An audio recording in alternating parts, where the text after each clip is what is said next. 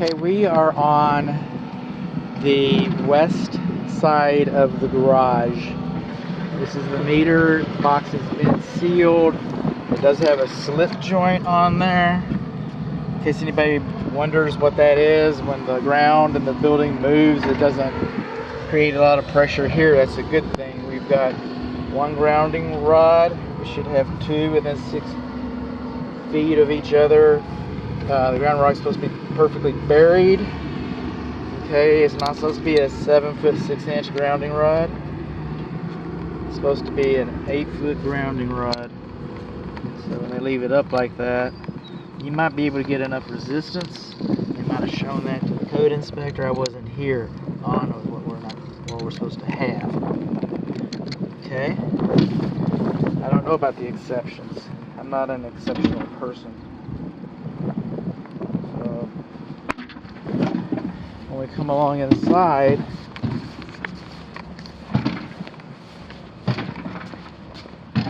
we got a little bit of garage storage. So some of our observations are quite limited.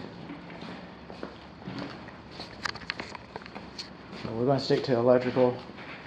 I got some plumbing that is going to come in here a little bit. Inside the garage west interior wall, this is the load center. Service panel, breaker box, call it what you will. Neutral is labeled. We've got our neoprene covers on L1, L2. That's good. What I don't see is a bonding location. I don't see where they labeled a bonding location on here. Alright. And I can't tell if there's a UFER in this garage or not. That cannot be determined today, so it's unknown. I'd like to think that there was. Now, when L1, L2 come in, it comes in through a big knockout. We've got these big knockouts here and here and here. Because we don't know, where this box is going to go. And then for the rest of our wires, like these, okay, no more than 2 at a time, they come in these smaller knockouts. Somebody knocked a large knockout and they brought a bunch of cables in at once, took some shortcuts. Wow, Doug, you're the fastest guy in the shop. I know. I'm getting a raise next week. That's the way they do it. You're not supposed to have foreign material inside the cabinet, like paint.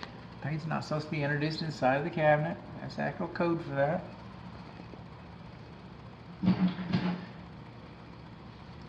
This is the clothes dryer circuit breaker, 30 amps.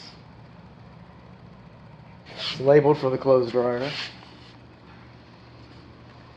And it's not GFCI protected. This is 35 amps. It's labeled for the air conditioning. It's not GFCI protected, but it's not supposed to be GFCI protected. And in fact, it's actually the right size breaker.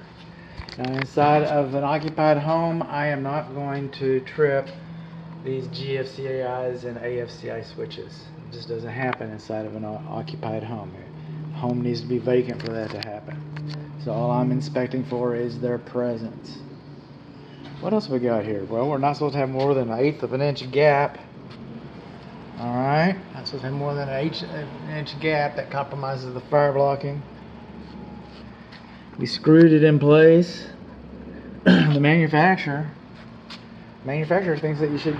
Manufacturer recommends. The manufacturer's instructions are that this cabinet is supposed to be nailed into place. Nails have much more shear strength.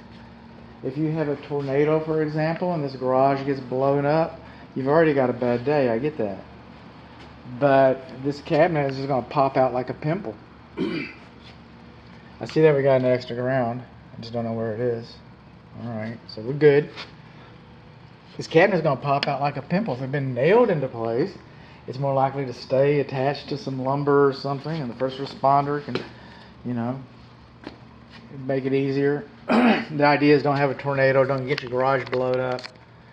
But they should have nailed it in instead of screwed it in. So what did we learn? Oh, see this? Bedroom number 2. That's printing. See, smoke okay. Plugs family. That's handwriting. The manufacturer on the code believes that this should all be printed and not handwritten. So it's handwritten. So we learned that our grounding rod's not properly buried.